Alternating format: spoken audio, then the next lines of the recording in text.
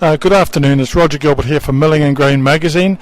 I'm at IPPE 2018 in Atlanta, Georgia, USA. I'm on the exhibition floor on the Alltech stand, and I'm with Aidan Connolly, Chief Innovation Manager for Alltech, and he's going to tell us about the recent survey that they've completed, 2017 survey of the feed industry globally. Aidan, can you tell us a little bit about that, please? Absolutely, Roger. So this feed survey, this is the 7th year we've held a feed survey, and we surveyed 144 countries. We looked at the feed production for all of those countries by species, broke it down in a fair amount of detail, numbers of feed mills, average cost of feed, looked at the amount of feed. Probably the most important from a top-line perspective is that the feed production is at an all-time high. In our estimates, it's 1 billion and 67 million, so 1.067 billion tons of feed, up about 2.6% over last year.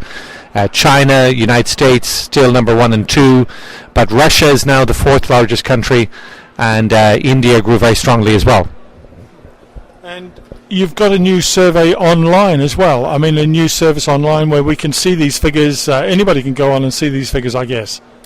Yeah, so Alltech has focused on trying to be very open about the ways in which we do this and make the information easily accessible to anybody. So, for example, on the screen here, you'll see you can pick any one country. In this case, I picked the United States.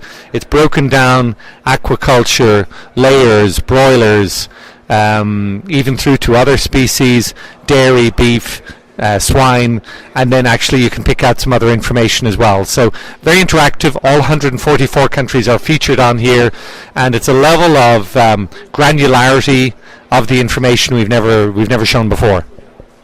I recall that last year it's sort of like 132 countries, so there's more countries on the survey now.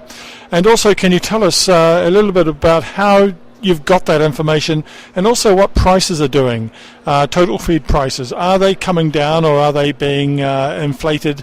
What's the situation, Aidan? So firstly, the data is collected from our own offices. We're in all of those countries doing business.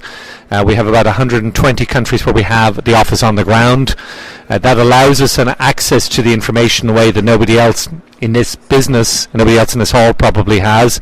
Of course, we have over 600 commercial people visiting those 31,000 feed mills globally. From a pricing perspective, we take 3 feeds, which is layer feed, broiler finisher feed, and swine or pig finisher feed. They tend to be the most consistent from a formulation perspective, and they're less affected by the decision to use a lot of high-value, highly digestible ingredients. Those prices on average were 7% below last year. So we would estimate that the value of the feed industry this year at about $430 billion, just shy of $430 billion globally. And as I mentioned, for those major feeds, that's about 7% below what we saw previously. And Aidan, what do you see the longer term trends being?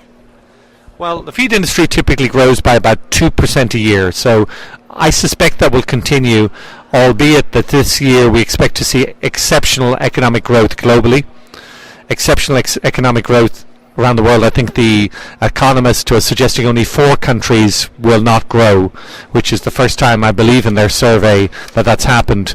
Countries like North Korea and Venezuela are two of the 4. If that happens, people will undoubtedly consume more meat, more milk, and more eggs. So I expect that feed production will increase by at least the same amount as this year, perhaps more. With respect to prices, there is a glut of corn out there at the moment.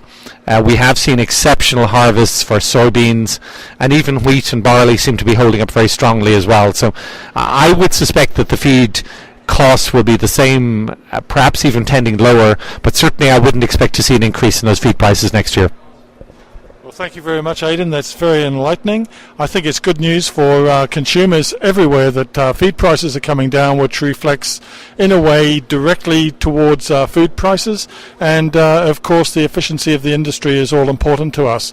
Aidan, thank you very much, and we look forward to maybe the survey results next year of 2018 showing those trends that you mentioned. Thank you. Thank you, Roger.